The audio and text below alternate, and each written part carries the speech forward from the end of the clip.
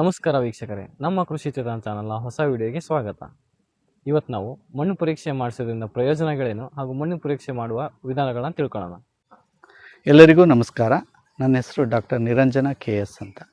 ನಾನು ಶಿವಮೊಗ್ಗದ ಕೆಳದಿ ಶಿವಪ್ಪನಾಯಕ ಕೃಷಿ ಮತ್ತು ತೋಟಗಾರಿಕಾ ವಿಜ್ಞಾನಗಳ ವಿಶ್ವವಿದ್ಯಾಲಯ ಇದರ ಅಧೀನದಲ್ಲಿ ಬರುವಂತಹ ಕೃಷಿ ವಿಜ್ಞಾನಗಳ ಮಹಾವಿದ್ಯಾಲಯ ಇರುವಿಕೆಯ ಮಣ್ಣು ವಿಜ್ಞಾನ ವಿಭಾಗದಲ್ಲಿ ಸಹಾಯಕ ಪ್ರಾಧ್ಯಾಪಕನಾಗಿ ಕಾರ್ಯನಿರ್ವಹಿಸ್ತಾ ಇದ್ದೀನಿ.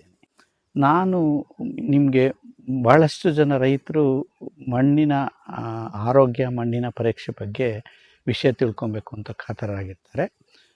ಆದರೆ ನಿಜವಾದ ರೀತಿಯಲ್ಲಿ ಅಥವಾ ಒಂದು ಸರಿಯಾದ ರೀತಿಯಲ್ಲಿ ಮಣ್ಣಿನ ಮಾದರಿಯನ್ನು ತೆಗೆಯೋದೇ ಪ್ರಮುಖ ಒಂದು ಘಟ್ಟವಾಗಿರ್ತದೆ ಯಾವುದೇ ಮಣ್ಣು ಪರೀಕ್ಷೆ ಮಾಡಿಸ್ಬೇಕಾದ್ರೆ. ಈ ದೃಷ್ಟಿನಲ್ಲಿ ನಾನು ಮಣ್ಣು ಪರೀಕ್ಷೆ ಮಾಡಿಸೋದಾದರೆ ಯಾವ ರೀತಿ ಮಾದರಿ ತೆಗಿಬೇಕು ಅಂಥೇಳಿ ನಿಮಗೆ ನಾನು ವಿಷಯಗಳನ್ನು ಹೇಳ್ತಾ ಇದ್ದೀನಿ. ಮೊಟ್ಟ ಮೊದಲನೇದಾಗಿ ನಾವು ಮಣ್ಣಿನ ಪರೀಕ್ಷೆ ಯಾಕೆ ಮಾಡಿಸ್ಬೇಕು ಅಂದರೆ, ನಮ್ಮಲ್ಲಿ ಮಣ್ಣಿನಲ್ಲಿ ಹಲವಾರು ಗುಣಧರ್ಮಗಳಿರ್ತದೆ. ಭೌತಿಕ ಗುಣಧರ್ಮಗಳಿರ್ಬೋದು, ರಾಸಾಯನಿಕ ಗುಣಧರ್ಮಗಳಿರ್ಬೋದು ಅಥವಾ ಜೈವಿಕ ಗುಣಧರ್ಮಗಳಿರ್ಬೋದು. ಈ ಗುಣಧರ್ಮಗಳನ್ನು ನಾವು ಒಂದು ಯಾವ ಪ್ರಮಾಣದಲ್ಲಿದೆ ಅಂತ ಹೇಳ್ಕೊಂಡು ನಾವು ಒಂದು ಕಂಡುಹಿಡಿಬೇಕಾದ್ರೆ ನಾವು ಮಣ್ಣು ಪರೀಕ್ಷೆ ಮಾಡಬೇಕಾಗ್ತದೆ. ಇಲ್ಲಿ ಭೌತಿಕ ಗುಣಲಕ್ಷಣಗಳು ಅಂದರೆ ನೀರು ಹಿಡಿದಿಟ್ಕೊಳ್ಳುವ ಸಾಮರ್ಥ್ಯ ಇರ್ಬೋದು, ಸಾಂದ್ರತೆ ಇರ್ಬೋದು, ಗಾಳಿ ಎಷ್ಟು ಆಡತ್ತೆ ಅಂತ ಇರ್ಬೋದು. ಇವೆಲ್ಲ ನಮಗೆ ಭೌತಿಕ ಗುಣಲಕ್ಷಣ ಬರ್ತದೆ. ರಾಸಾಯನಿಕ ಗುಣಲಕ್ಷಣದಲ್ಲಿ ಮಣ್ಣಲ್ಲಿರುವಂಥ ರಸಸಾರ ಇರ್ಬೋದು, ಸಾವಯವ ಇಂಗಾಲ ಇರ್ಬೋದು, ದೊರೆಯುವ ಪೋಷಕಾಂಶಗಳ ಪ್ರಮಾಣ ಇರ್ಬೋದು. ಇದನ್ನು ಕಂಡುಹಿಡಿಯೋಕ್ಕೆ ನಮಗೆ ಬೇಕಾಗ್ತದೆ. ಮೊಟ್ಟ ಮೊದಲನೇದಾಗಿ ಮಣ್ಣು ಪರೀಕ್ಷೆ ಮಾಡಿಸೋಕ್ಕಿಂತ ಮೊದಲು ನಾವು ಯಾವ ಆಳದಲ್ಲಿ ಮಣ್ಣನ್ನು ತೆಗಿಬೇಕು ಅನ್ನೋದು ಮುಖ್ಯ ಆಗ್ತದೆ. ಈ ಆಳ ಏನಿದೆ ಅದು ಸುಮಾರು ನಾವು ಬೆಳೆಯುವಂತಹ ಬೆಳೆಗಳ ಬೇರುಗಳ ವಿನ್ಯಾಸದ ಮೇಲೆ ನಿರ್ಧಾರಿತ ಆಗ್ತದೆ. ಈಗ ಉದಾಹರಣೆಗೆ ನಮ್ಮ ಹೊಲದಲ್ಲಿ ಬೆಳೆಯುವಂತಹ ಭತ್ತ, ರಾಗಿ, ಜೋಳ ಇದಕ್ಕೆಲ್ಲ ಕೇವಲ ಅರ್ಧ ಅಡಿ ಆಳದಲ್ಲಿ ಮಣ್ಣಿನ ಮಾದರಿಯನ್ನು ತೆಗೆದುಬಿಟ್ಟು ಸಂಗ್ರಹಣೆ ಮಾಡಬೇಕಾಗ್ತದೆ. ಅದೇ ರೀತಿ ಕೆಲವು ತರಕಾರಿ ಬೆಳೆಗಳಾದಂತಹ ಬೆಂಡೆ ಇರ್ಬೋದು, ಬದನೆ ಇರ್ಬೋದು, ಅದನ್ನು ಸುಮಾರು 1 ಅಡಿ ಆಳದಲ್ಲಿ ಮಣ್ಣು ತೆಗಿತೀವಿ. ಇನ್ನು ಬಹುವಾರ್ಷಿಕ ಬೆಳೆಗಳಂತಹ ಗೇರು ಇರ್ಬೋದು, ಮಾವು ಇರ್ಬೋದು, ರಬ್ಬರ್ ಇರ್ಬೋದು, ಅದನ್ನು ಸುಮಾರು 2 ಅಡಿ ಆಳದ ತನಕ ನಾವು ಮಣ್ಣಿನ ಮಾದರಿ ತೆಗಿಬೇಕಾಗ್ತದೆ. ಇನ್ನೊಂದು ಮುಖ್ಯವಾಗಿ ಇಲ್ಲಿ ಗಮನಿಸಬೇಕಾಗತ್ತೆ ಅಂದರೆ, 1 ಎಕರೆಗೆ ಎಷ್ಟು ಮಾದರಿಗಳನ್ನು ತೆಗಿಬೇಕು ಅಂತ ಹೇಳ್ತೀವಿ. ನಾವು ಕನಿಷ್ಠ 1 ಎಕರೆಯಲ್ಲಿ 5 ರಿಂದ 6 ಸ್ಥಳಗಳನ್ನು ಆಯ್ಕೆ ಮಾಡಿಕೊಂಡು ನಾವು ಮಣ್ಣಿನ ಮಾದರಿ ತೆಗಿಬೇಕಾಗ್ತದೆ. ಪ್ರತಿಯೊಂದು ಸ್ಥಳಕ್ಕೂ ನಾವು ಉಪಮಾದರಿ ಅಂತ ಹೇಳ್ತೀವಿ. ಆ ಉಪಮಾದರನ್ನು ಒಟ್ಟುಗೂಡಿಸಿ ಒಂದು ಮಾದರಿಯಾಗಿ ಮಾಡ್ತೀವಲ್ಲ, ಅದನ್ನು ನಾವು ಸಂಯುಕ್ತ ಮಾದರಿ ಅಂತ ಹೇಳ್ತೀವಿ. ಯಾವ ಸ್ಥಳದಲ್ಲಿ ಮಣ್ಣಿನ ಮಾದರಿಯನ್ನು ತೆಗಿಬೇಕು ಅನ್ನೋದು ತಿಳ್ಕೊಬೇಕಾಗ್ತದೆ. ಮುಖ್ಯವಾಗಿ ಮಣ್ಣಿನ ಮಾದರಿಯನ್ನು ನಾವು ಯಾವುದೇ ಬೆಳೆ ಕಟಾವಾದ ನಂತರ ಇನ್ನೊಂದು ಬೆಳೆ ಬಿತ್ತನೆ ಮಾಡೋಕ್ಕಿಂತ ಮೊದಲು ಮಾದರಿ ತೆಗೆಯೋದು ಬಹಳಷ್ಟು ಸೂಕ್ತ ಆಗ್ತದೆ. ಅದು ಒಂದು ರೀತಿ. ಸಪೋಸು ನಮ್ಗೆ ಯಾವುದಾದ್ರು ಒಂದು ರೀತಿ ಒಂದು ಕುಂದು ಕೊರತೆ ಅಥವಾ ಪೋಷಕಾಂಶಗಳ ನ್ಯೂನತೆ ಗೋಚರಿಸಿದರೆ ಬೆಳೆಗಳ ಮಧ್ಯದಲ್ಲಿ, ಸಾಲುಗಳ ಮಧ್ಯೆ ನಾವು ಮಾದರಿಗಳನ್ನು ತೆಗೆಯೋಕ್ಕೆ ಅವಕಾಶಗಳಿರ್ತದೆ. ಇನ್ನು ಬಹುವಾರ್ಷಿಕ ಬೆಳೆಗಳಲ್ಲಿ ಯಾವಾಗಲೂ ಸ್ಟ್ಯಾಂಡಿಂಗ್ ಕ್ರಾಪ್ ಇರೋದರಿಂದ ಅಲ್ಲೂ ಸಹ ನಾವು ಸಾಲುಗಳ ಮಧ್ಯೆ ಬೇರಿನ ವಲಯದ ಹೊರಭಾಗದಲ್ಲಿ ಮಣ್ಣಿನ ಮಾದರಿಗಳನ್ನು ತೆಗಿಬೇಕಾಗ್ತದೆ. ಈ ಉಪಮಾದರಿಗಳ ಸ್ಥಳಗಳ ಆಯ್ಕೆ ಬಹಳಷ್ಟು ಮುಖ್ಯವಾಗಿರ್ತದೆ. ಉಪಮಾದರಿಗಳ ಸ್ಥಳ ಯಾವ ಥರ ಇರಬೇಕು ಅಂದರೆ, ಯಾವುದೇ ರೀತಿ ತಗ್ಗು ಪ್ರದೇಶದಿಂದ ಕೂಡಿರಬಾರ್ದು. ಅಲ್ಲಿ ಯಾವುದೇ ಗೊಬ್ಬರ ಆಗಲಿ ಅಥವಾ ಬೆಳೆ ಉಳಿಕೆಗಳನ್ನು ಸುಟ್ಟಿರುವಂತಹ ಜಾಗ ಅಥವಾ ಗೊಬ್ಬರಗಳನ್ನು ಸುರಿದಿರುವಂಥ ಜಾಗ ಸಹ ಆಗಿರಬಾರ್ದು.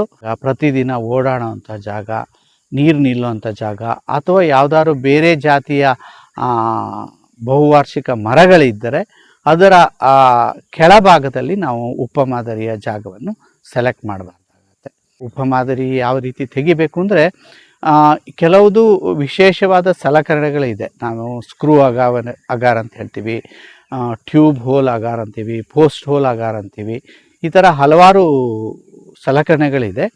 ಇದಕ್ಕಿಂತ ಮುಖ್ಯವಾಗಿ ನಮಗೆ ಒಬ್ಬ ರೈತರ ಮಟ್ಟದಲ್ಲೇ ಸುಲಭವಾಗಿ ಅವರ ಮನೆಯಲ್ಲಿರುವಂಥ ಸಲಕರಣೆಗಳನ್ನು ಬಳಸ್ಬಿಟ್ಟು ನಾವು ಮಾದರಿ ತೆಗಿಬೋದು. ಅದಕ್ಕೇನಾಗುತ್ತೆ, ಒಂದು ಪಾರೆಕೋಲು ಮತ್ತು ಸಲಿಕೆ ಮತ್ತು ಸ್ವಲ್ಪ ಈ ಮಣ್ಣನ್ನು ಚೆನ್ನಾಗಿ ಕೆರೆದು ತೆಗೆಯೋಕ್ಕೆ ಅಥವಾ ಹೆರೆದು ತೆಗೆಯೋಕ್ಕೆ ಬೇಕಾಗಿರುವಂಥ ಒಂದು ಅಗಲವಾಗಿ ಬಾಯಿ ಇರುವಂಥ ಏನಿ ಸಾಧನ, ಅದನ್ನು ಬಳಸ್ಬಿಟ್ಟು ನಾವು ಮಾದರಿಗಳನ್ನು ತೆಗಿಬೇಕಾಗ್ತದೆ.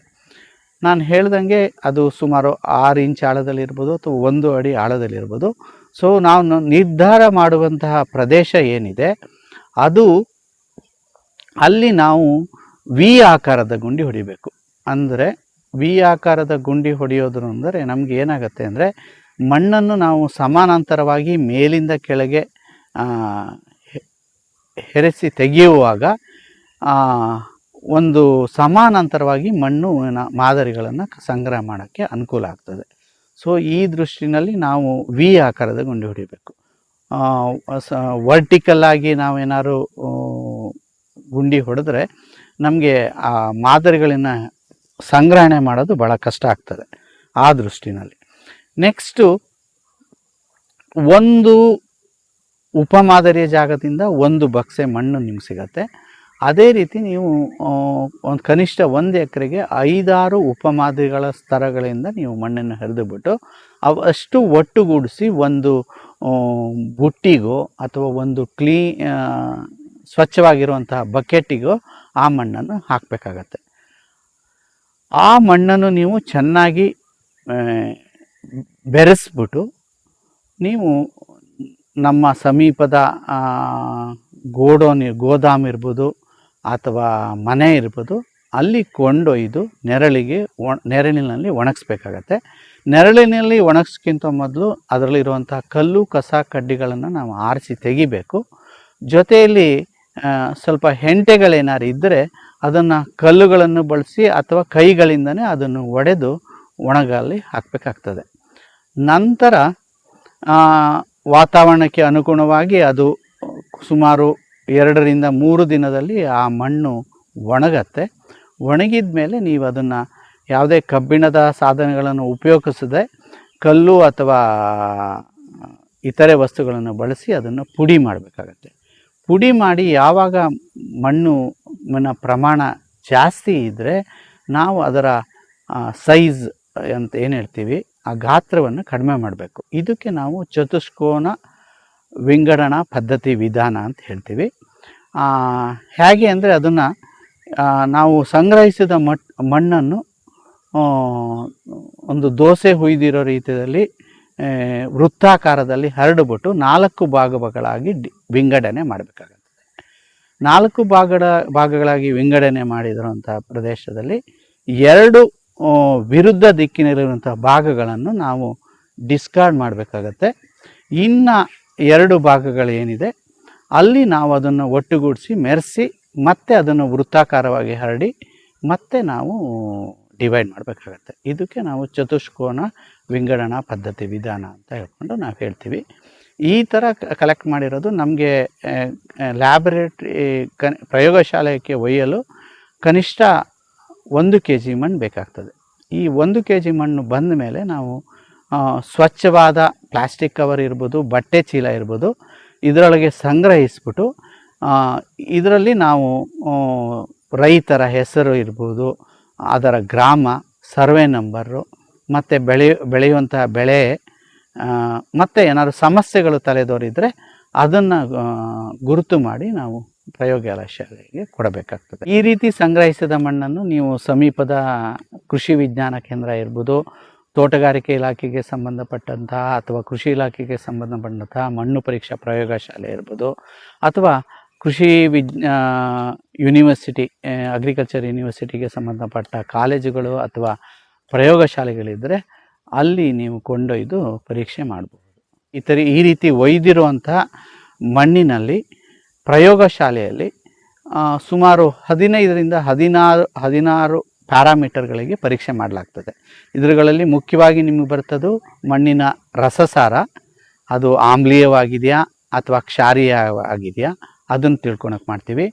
ಮಣ್ಣಿನಲ್ಲಿರುವಂಥ ಒಟ್ಟು ಲವಣಾಂಶ ಎಷ್ಟಿದೆ, ವಿದ್ಯುತ್ ವಾಹಕತೆ ಎಷ್ಟಿದೆ, ಮತ್ತು ಮಣ್ಣಲ್ಲಿರುವಂಥ ಸಾವಯವದ ಇಂಗಾಲದ ಅಂಶ ಎಷ್ಟಿದೆ. ಇದರ ಜೊತೆಯಲ್ಲಿ ದೊರೆಯುವ ಪೋಷಕಾಂಶಗಳಾದ ದೊರೆಯುವ ಸಾರಜನಕ, ರಂಜಕ, ಪೊಟ್ಯಾಶು, ದೊರೆಯುವ ಗಂಧಕ, ಜೊತೆಗೆ ಕ್ಯಾಲ್ಶಿಯಂ, ಸುಣ್ಣ ಪ್ರಮಾಣ, ಮೆಗ್ನೀಷಿಯಮ್ಮು, ಮತ್ತು ಸೂಕ್ಷ್ಮ ಪೋಷಕಾಂಶಗಳಾದ ಕಬ್ಬಿಣ ಇರ್ಬೋದು, ಮ್ಯಾಂಗ್ನೀಸ್ ಇರ್ಬೋದು, ತಾಮ್ರ ಇರ್ಬೋದು, ಸತು ಇರ್ಬೋದು, ಬೋರಾನ್ ಇರ್ಬೋದು, ಇವೆಲ್ಲವನ್ನು ನಾವು ಪರೀಕ್ಷೆ ಮಾಡ್ತೀವಿ. ಇದಕ್ಕೆ ಹಲವಾರು ರೀತಿಯ ಉಪಕರಣಗಳು ಇರ್ತದೆ, ಅದನ್ನು ಉಪಯೋಗಿಸ್ಕೊಂಬಿಟ್ಟು ನಾವು ಮಾಡ್ತೀವಿ. ಇದ್ರ ಜೊತೆಯಲ್ಲಿ ಆ ಮಣ್ಣು ಕ್ಷಾರೀಯವಾಗಿದ್ದರೆ, ಆಮ್ಲೀಯಾಗಿದ್ದರೆ ಜಿಪ್ಸಮ್ ಪ್ರಮಾಣ ಎಷ್ಟು ಬೇಕಾಗತ್ತೆ ಅಥವಾ ಸುಣ್ಣದ ಪ್ರಮಾಣ ಎಷ್ಟು ಬೇಕಾಗತ್ತೆ ಇದನ್ನು ಸಹ ನಾವು ಪರೀಕ್ಷೆ ಮಾಡಿ ತಿಳಿಸ್ತೀವಿ. ಇದರ ಜೊತೆಯಲ್ಲಿ ಗೊಬ್ಬರಗಳ ಮುಖಾಂತರ ನಾವು ಬೆಳೆಗಳಿಗೆ ಶಿಫಾರಸಿನ ಅನುಗುಣವಾಗಿ ಯಾವ ರೀತಿ ಗೊಬ್ಬರ ಎಷ್ಟು ಪ್ರಮಾಣದಲ್ಲಿ ಕೊಡಬೇಕು ಅಂಥೇಳಿ ನಾವು ತಿಳಿಸಿ ಒಂದು ಮಣ್ಣು ವಿಶ್ಲೇಷಣಾ ವರದಿಯನ್ನು ರೈತರಿಗೆ ನಾವು ಕೊಡ್ತೀವಿ. ಇಷ್ಟು ನಾನು ಮಣ್ಣಿನ ಪರೀಕ್ಷೆಯ ಮಹತ್ವ ಮತ್ತು ಅದರ ಸಂಗ್ರಹಣಾ ವಿಧಾನ ಮತ್ತು ಅದರಲ್ಲಿ ಯಾವ ರೀತಿ ಯಾವುದ್ಯಾವುದು ಪೋಷಕಾಂಶಗಳ ಬಗ್ಗೆ ಮಾಹಿತಿ ಕೊಡ್ತೀವಿ ಅಂತ ಹೇಳ್ಕೊಂಡು ತಿಳಿಸ್ಕೊಡೋಕ್ಕೆ ಇಷ್ಟಪಡ್ತೀನಿ. ಎಲ್ಲರಿಗೂ ನಮಸ್ಕಾರ. ನೋಡಿದ್ರಲ್ಲ ವೀಕ್ಷಕರೇ, ಮಣ್ಣು ಪರೀಕ್ಷೆ ಹೇಗೆ ಮಾಡಬೇಕು ಮತ್ತು ಮಣ್ಣು ಪರೀಕ್ಷೆ ಮಾಡೋದ್ರಿಂದ ಏನು ಪ್ರಯೋಜನಗಳು ಅಂತ ನೋಡಿದ್ರಿ. ಇಂತಹ ಇನ್ನೂ ಅನೇಕ ವಿಷಯಗಳ ಮಾಹಿತಿಯನ್ನು ತಿಳಿಯಲು ಕೃಷಿ ಚೇತನ ಚಾನಲ್ನ ಸಬ್ಸ್ಕ್ರೈಬ್ ಮಾಡಿ. ಧನ್ಯವಾದಗಳು.